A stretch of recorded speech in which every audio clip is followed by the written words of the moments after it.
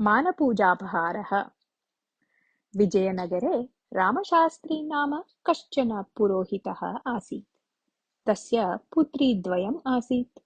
तथापि सद्गतिप्रापकः पुत्रः नास्ति खलु इति तस्य महती चिन्ता आसीत्। एकदा पार्श्वग्रामात् शिवपुरात् नारायण नामकः पुरोहितः विजयनगरे क्रियमाणस्य विवाहस्य निमित्तं पुरोहितरूपेण आगत्य रामशास्त्रिणः गृहे वासं कृतवान्। तदा रामशास्त्री स्वस्य पुत्रराहित्यजनितां व्यथां खेदेन तं निवेदितवान्। तदा नारायणः, अस्माकं ग्रामे मारिकाम्बा नाम ग्रामदेवता अस्ति। रथोत्सवस्य समये कलशं शिरसि संस्थाप्य आलयस्य पुरतः अग्निकुण्डे ज्वलताम् अङ्गाराणाम् उपरि पादानि स्थापयन् यं सन्तानं मनसि याचते तं सन्तानं निश्चयेन प्राप्नोति सः। तत्रत्य विशेषता नाम जातिभेदं विना यः कोऽपि गोकुलाष्टम्याः अनन्तरं प्राप्यमाणे दशमीदिनि मारिकाम्बारथोत्सवे तप्ताङ्गाराणाम् उपरि सञ्चारं कृत्वा इष्टसिद्धिं प्राप्तुम् अर्हति। अहम् अपि पुत्रीद्वयस्य अनन्तरं पुत्रप्राप्त्यर्थम् एवम् एव कृतवान् इति उक्तवान्। नारायणेन उक्तं सर्वं श्रुत्वा रामशास्त्रिणः मनसि अपि अपेक्षा उद्भूता यत् एवं कृत्वा वा मया पुत्रः प्राप्तव्यः एव इति। केषाञ्चित् सप्ताहानाम् अनन्तरम् आगतस्य गोकुलाष्टमीपर्वणः दिने कृष्णस्य पूजां कृत्वा रामशास्त्री शिवपुरग्रामं प्रति प्रस्थितवान्। सः सायङ्कालाभ्यन्तरे रामगिरिग्रामं प्राप्तवान्। ततः द्वियोजनदूरे शिवपुरग्रामः आसीत्। तस्मिन् समये आकाशे मेघाः सम्मिलिताः अभवन्। एतद् दृष्ट्वा अद्य रामगिरिग्रामे वासः एव उचितः इति रामशास्त्री निर्णीतवान्। अहं पुरोहितः इति सः स्वपरिचयम् उक्तवान् इति कारणतः ग्रामजनाः तं ग्रामपुरोहितस्य गृहं नीत्वा परिचयं कारितवन्तः। रामगिरिग्रामस्य पुरोहितः भद्रदेवः तम् आदरेण स्वागतीकृतवान्। रामशास्त्रिणः शिवपुरग्रामगमनस्य कारणं श्रुत्वा भद्रदेवः तम् आश्चर्येण पश्यन्, स्वामी, इदानीम् एव भवतः पुत्रीद्वयम् अस्ति। अग्निकुण्डे पदस्थापनानन्तरं दैवकरुणा पुत्रजननं भवति चेत् उत्तममेव, परन्तु यदि पुत्र्याः जननं भविष्यति तर्हि तिसॄणां विवाहादिकं कर्तुं भवता शक्यते किम् इति पृष्टवान्। यः जन्म ददाति सः एव पोषणमपि करोति, अतः पुत्री जाता चेदपि न कापि चिन्ता मम, किन्तु अपुत्रस्य गतिः नास्ति इति शास्त्राणि वदन्ति खलु, अतः पुत्रप्राप्तौ इच्छा मम इति उक्तवान् रामशास्त्री। एतत् श्रुत्वा भद्रदेवः हसन् मौनम् उपविष्टवान्। तदा भोजनार्थम् आह्वानम् आगतम्। उभौ अपि पीठे उपविष्टवन्तौ। भद्रदेवस्य पुत्री रमादेवी भोजनं परिवेशयन्ती आसीत्। रामशास्त्री, भवतः कति अपत्यानि इति भद्रदेवं पृष्टवान्।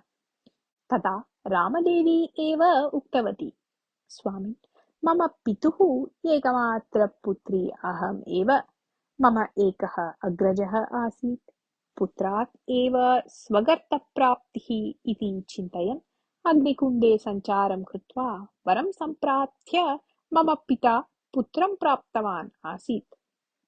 परन्तु 20 वर्षाभ्यन्तरे एव सः पुत्रः मरणं प्राप्तवान्। मम अग्रजः मृतः इति कारणात् एव माता अपि दिवङ्गता। पौरोहित्यमेव मम पितुः जीवनाधारः। कश्चित् युवकम् अन्विष्य मम विवाहं निर्वर्त्य जामातरं पौरोहित्यं बोधितवान् अस्ति एषः। पार्श्वग्रामे प्रचलतः विवाहस्य पौरोहित्यं कर्तुं मम पतिः अद्य गतवान् अस्ति इति। एतानि वचनानि श्रुत्वा रामशास्त्रिणः मनसि करुणा उत्पन्ना। अद्य भोजनं ये दत्तवन्तः तेषां यथा सन्तोषः भवेत् तथा मया सम्भाषणीयम् इति सः चिन्तितवान्। अतः सः रामदेवीम् उक्तवान्, पुत्रि, मौनेन भोजनं करणीयम् इति शास्त्रनियमः। तथापि एतस्मिन् सन्दर्भे अहं द्वित्राणि वाक्यानि वक्तुम् उत्सुकः अस्मि। शक्त्या युक्त्या च लोके स्त्रीपुरुषौ उभौ अपि समानौ एव। बुद्धिप्रदात्री सरस्वती स्त्री, सम्पत्तेः सङ्केतरूपेण स्थिता लक्ष्मीः अपि स्त्री एव। अपुत्रगतिः नास्ति इत्यादिषु वचनेषु विश्वासन्तः बहवः पुत्रम् इच्छन्ति। एतस्य तात्पर्यम् एतत् न भवति यत् पुत्री अवरा इति। योग्यशिक्षणं दत्तं चेत् पुत्री अपि पुत्रवत् समर्था भवितुम् अर्हति एव। अग्निकुण्डे सञ्चारस्य अनन्तरम् अपि यदि मम पुत्री एव भवेत् तर्हि ताम् अहं पुत्रम् इव एव पोषयिष्यामि। अत्र ब्रह्मणः पुरतः उक्तम् एतत् वचनं कदापि मिथ्या न भविष्यति इति। भवतः पुत्रः भविष्यति एव, तथापि पुत्र्यः अपि पुत्रः नास्ति चेत् अपि चिन्ता नास्ति इति विश्वासः भवतु इति केवलं मम प्रार्थना इति उक्तवती रमादेवी। परेद्युः प्रातः एव रामशास्त्री शिवपुरं गत्वा नारायणस्य साहाय्येन मारिकाम्बादेवालयस्य अर्चकेन मिलित्वा अग्निकुण्डे सञ्चारं कृत्वा स्वग्रामं प्रति गतवान्। यदि पुत्र्याः जननं भविष्यति तर्हि तां पुत्रमिव पालयिष्यामि इति अन्नं ग्रहन् प्रमाणं कृतवान् इति कारणतः काकतालीयता वा इति न ज्ञायते। ततः वर्षाभ्यन्तरे रामशास्त्रिणः पुत्रः पुत्री च जातौ। आश्चर्यं नाम तौ यमलौ रूपविषये अभिरुचौ चापि साम्यम् एव वहतः स्म। रामशास्त्री रामगिरिग्रामे भोजनसमये आत्मना उक्तं वचनं स्मरन्, मातः पुत्रं पुत्रीं चापि दत्तवती अस्ति भवती। वरपुत्रं यथा तथैव वरपुत्रीम् अपि समानदृष्ट्या एव पालयिष्यामि इति स्वगतम् उक्त्वा शिवः रमा चेति तयोः नाम निश्चितवान्।